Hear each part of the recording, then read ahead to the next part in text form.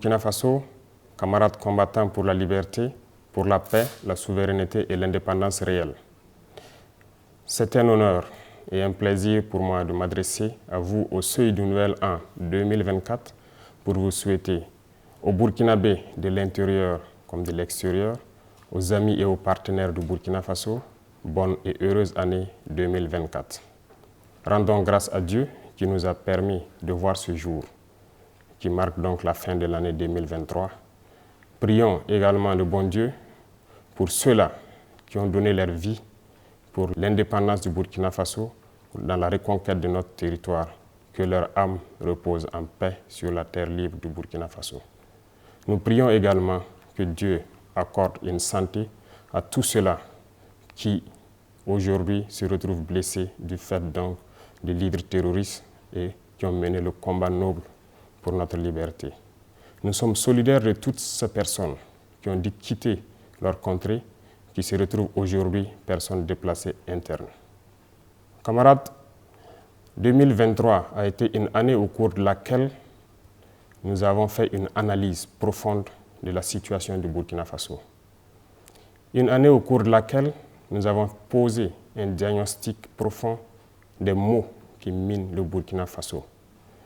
Ce qui a amené de prendre des décisions importantes. Ces décisions ont été de briser les premières chaînes de l'esclavage, de l'impérialisme, du néocolonialisme. Parce que, dit-on, vous ne pouvez espérer retrouver votre objet perdu en faisant appel à l'aide à celui qui vous l'a dérobé. 2023 a été une année où beaucoup d'initiatives ont vu le jour.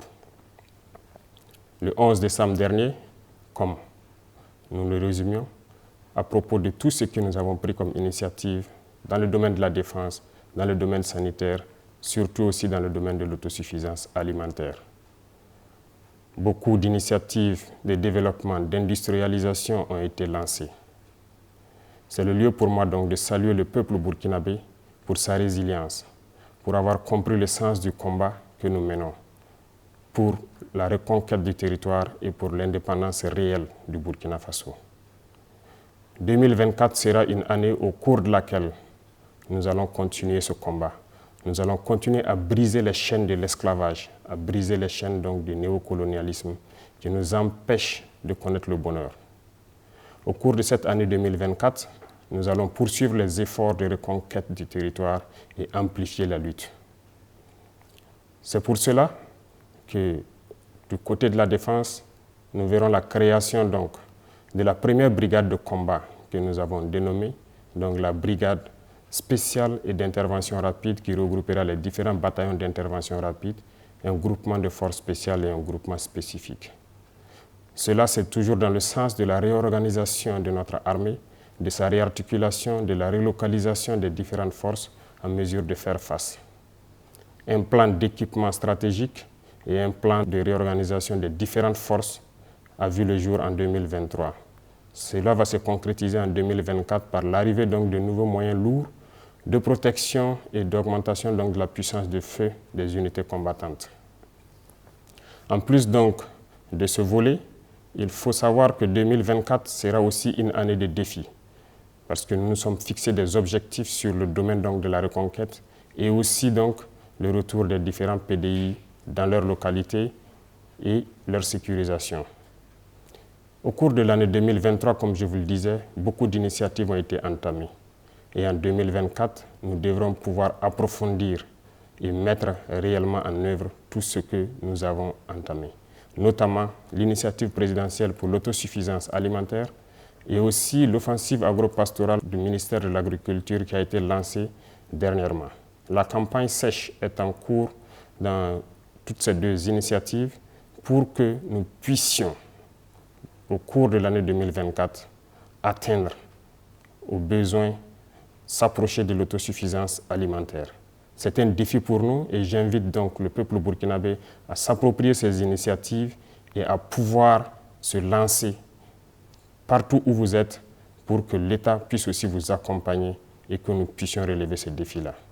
Dans le domaine de l'industrialisation et aussi donc de tout ce qui peut aller dans le sens d'apporter un plus à tous ces vaillants commerçants qui font de leur mieux pour desservir les différentes localités de Burkina Faso.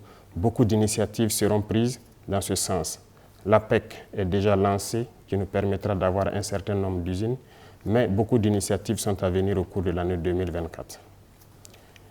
Au cours de l'année 2024, nous allons encore demander au peuple burkinabé de pouvoir s'approprier l'initiative présidentielle pour le développement communautaire.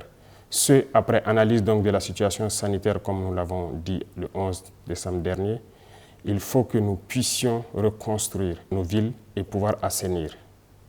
Il s'agira donc pour les populations de s'approprier cette initiative et de pouvoir se lancer dans l'assainissement, l'urbanisation et faire en sorte que nos cadres de vie soient encore plus agréables pour que certaines épidémies que nous avons connues ne puissent pas ressurgir au cours de cette année-là.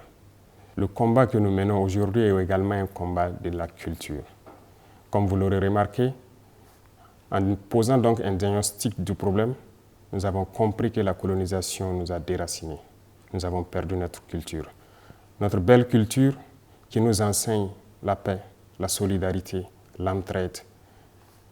Nous avons perdu ces valeurs. Voilà pourquoi nous tenons à ce que la culture occupe une place importante donc, dans notre combat.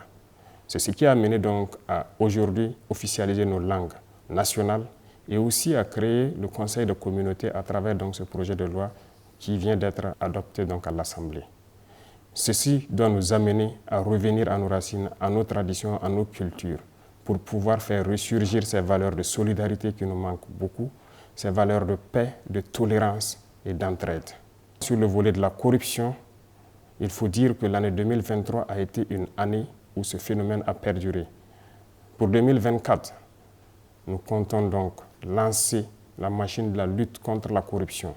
C'est le lieu donc pour moi d'inviter toutes ces institutions et structures qui œuvrent donc dans la lutte contre la corruption à redoubler d'efforts pour qu'à jamais nous puissions bannir ce phénomène de notre société. Camarades, nous restons convaincus de notre trajectoire, de la lignée que nous avons adoptée. Il n'y a pas meilleur que cet itinéraire que nous avons emprunté pour notre liberté, pour notre souveraineté et pour que le Burkina puisse prospérer. Nous sommes convaincus et avec le peuple burkinabé, nous sommes rassurés plus que jamais que le combat que nous menons est noble pour le Burkina Faso, pour l'AES et pour l'Afrique tout entière. Nous allons vous souhaiter une très bonne année 2024, une année pleine de santé, une année de combativité, une année au cours de laquelle donc tous les Burkinabés vont pouvoir cultiver l'amour entre eux, une année au cours de laquelle nous souhaitons que les Burkinabés puissent faire fi des différends qu'ils ont connus et pouvoir donc regarder ensemble vers l'avenir. Une année de bonheur, une année au cours de laquelle les espoirs des uns et des autres donc, vont se voir accomplis.